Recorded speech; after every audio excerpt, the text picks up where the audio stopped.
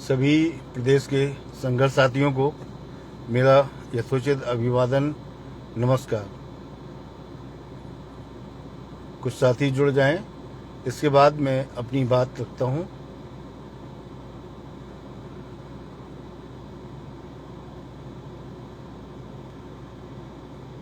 कुछ साथी आ जाएं और जो साथी आते जा रहे हैं वो अपने बीएड टेट ग्रुपों में, जो अपने ग्रुप हैं उनमें शेयर भी कर दें।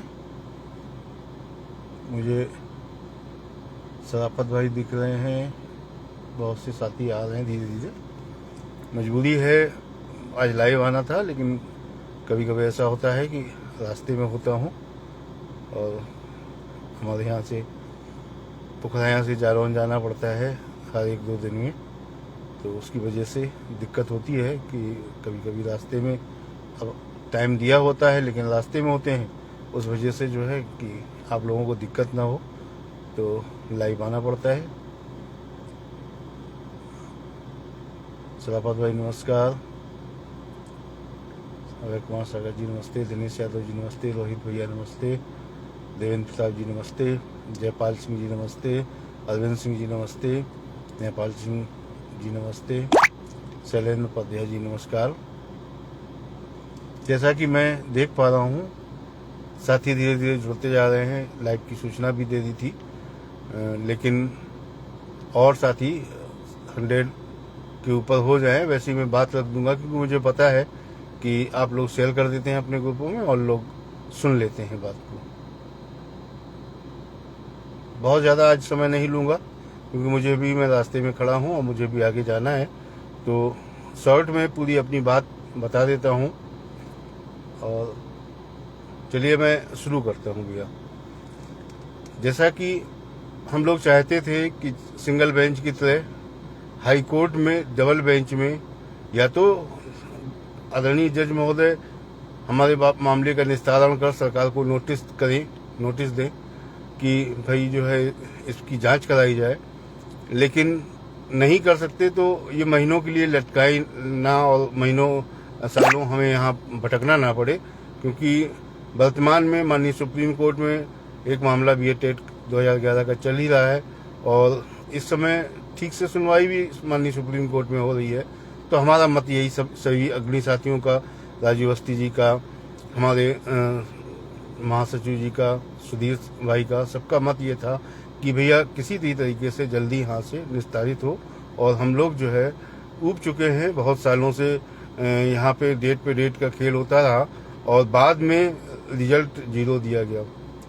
तो मित्रों, मैं बताना चाहूँगा कि जैसे ही नंबर 1 पे केस लगा था, उसका कारण था कि हमारे अधिवक्ताओं ने उसको सुप्रीम कोर्ट का आर्डर भी जो था वो साथ में लगाया हुआ था कि किस कारण उसमें जल्दी सुनवाई हो रही है, तो वो पहले नंबर पे ही केस लगा हुआ था।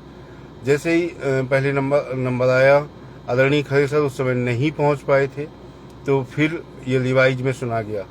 रिवाइज में सबसे पहले खरे सर पुनः थोड़ा लेट थे, तो स्टार्टिंग कर दी थी आदरणीय कलाम सर ने और उन्होंने शुरू कर दिया।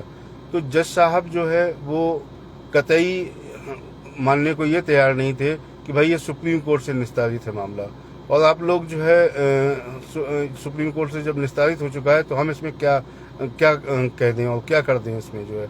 और समझने को समझ सकते थे, तैयारी सुप्रीम कोर्ट से निपट चुका है, क्या मामला, क्या भ्रष्टाचार करने के लिए सुप्रीम कोर्ट ने कहा था कि भ्रष्टाचार, सुप्रीम कोर्ट का आदेश हमारे पास भी है और उसमें स्पष्ट कहा था कि जो माल प्रैक्टिस में ना आते हों उनको आप ले लीजिए, लेकिन हमने सबूत सहित वहाँ बात रखी कि माल प्रैक्टिस में ये लोग आते हैं।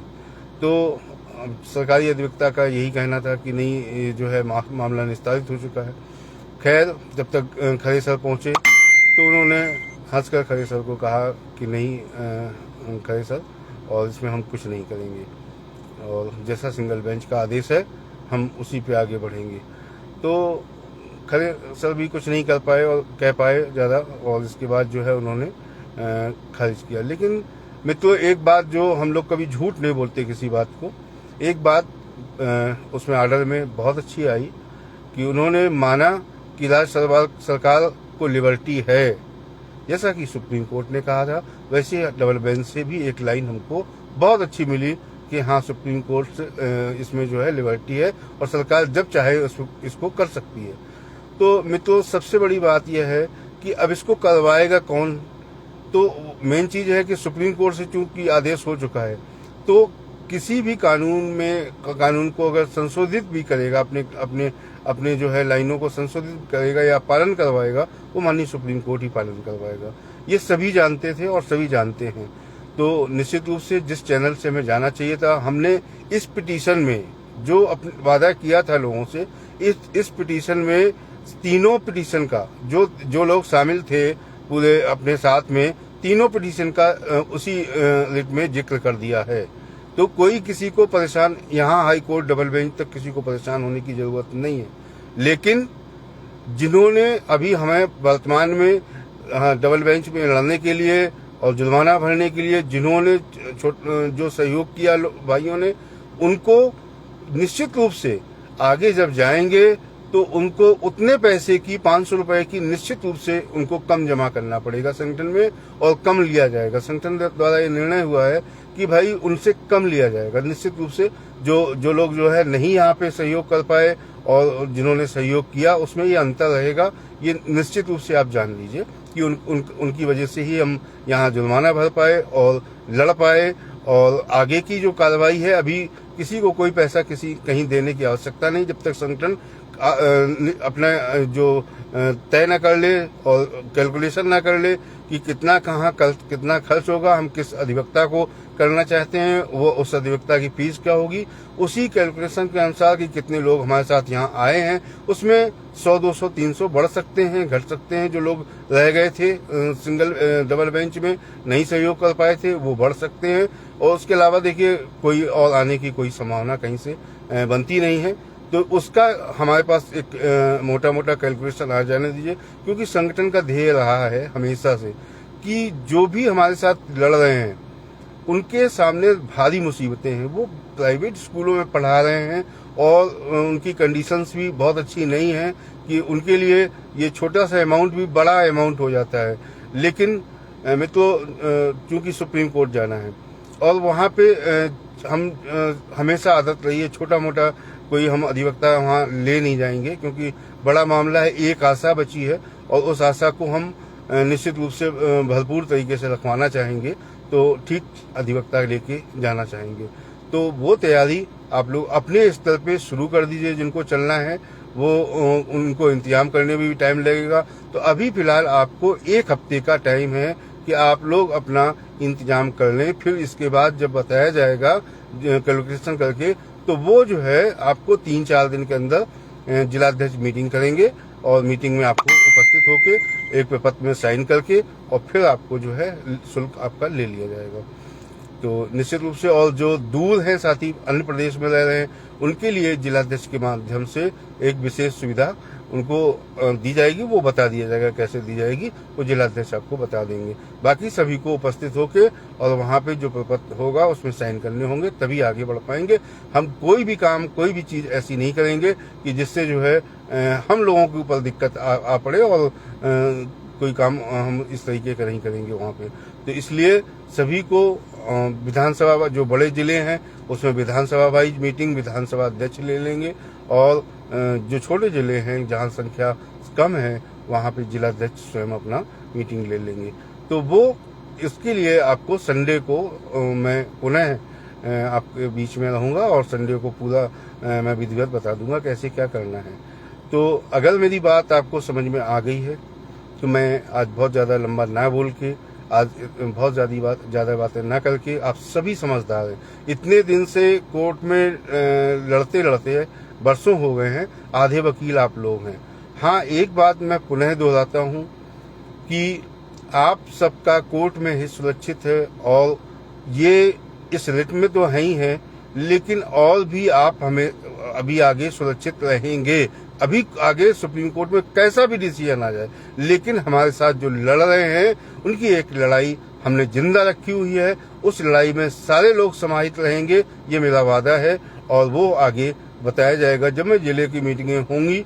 निश्चित रूप से इस बीच में मैं दौरा भी करूंगा प्रदेश में और चाहे गर्मी हो या कुछ भी हो, क्योंकि बिना मीटिंग पे ये ऑनलाइन आके या लिख के ये बात में कुछ बातें ऐसी हैं जो मैं लाइव में बता नहीं सकता हूँ। विधि और कानून की कुछ बातें, पाबंदी है, इस तरीके की बातें हम यहाँ नहीं बता सकते हैं।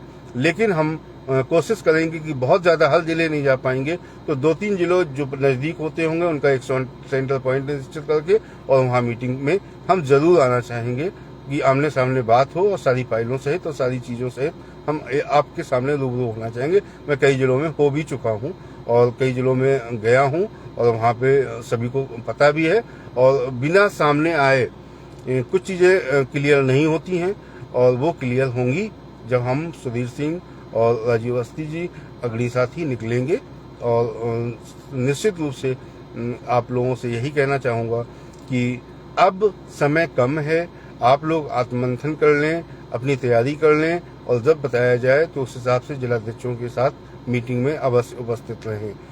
और जो भी किसी को सवाल करना हो, जिसका कोई सवाल हो, वो इस पोस्ट पे लिख सकता है। मुझे टाइम होगा, मुझे बीच में समय निकलेगा तो मैं जवाब दूंगा। लेकिन मेरे हिसाब से बहुत ज़्यादा सर खपाने की ज़रूरत नहीं है। सभी चाहते थे, 99% लोग चाहते थे कि बहुत जल्दी हम लोग सुप्रीम कोर्ट पहुंचे। वो रास्ता जो आप चाहते थे वो रास्ता निकल के हमारे पास आ चुका है और अब देर नहीं है, शीघ्र ही हम लोग जो है उसकी तैयारी कर लेंगे। और चूंकि मुझे अभी कई तैयारी करनी पड़ेगी, मुझे अभी इसके पहले अभी इलाहाबाद भी जाना है, वहाँ से भी फाइल लेनी पड़ेगी और सारी चीज़ें सर्टिफाइड ऑर्डर लेना की कापी वगैरह सब वकील साहब से लेके इसके बाद फिर जो है दिल्ली जाना पड़ेगा। दिल्ली में मुझे अधिवक्ताओं से बात करनी पड़ेगी। जब सारी बातें क्लियर हो जाएंगी, अभी काफ़ी भागदौड़ है और उस भागदौड़ के दौरान आप लोग अपना आत्ममंथन कर लीजिए, इधर हम भागदौड़ कर लेते हैं और सारी चीज़ें फिर संडे को आपसे रूबरू होकर बताते हैं। बहुत बहुत शुक्रिया जिन्होंने हमारा सहयोग कर रखा है, जो साथ में खड़े हुए हैं। हम उनसे यही कह सकते हैं कि ये सत्य की लड़ाई है और बहुत बेहतरीन लड़ाई है। इसमें आप लोगों का सहयोग न होता तो हम किसी भी तरीके से कोई लड़ नहीं सकते थे। आपका बहुत बहुत धन्यवाद और बहुत जल्दी रविवार को पुनः लाइव या पोस्ट के माध्यम से सारी सूचनाएं आपको प्रेषित कर दी जाएंगी। तब तक के लिए आपको शुभ रात्रि, गुड नाइट।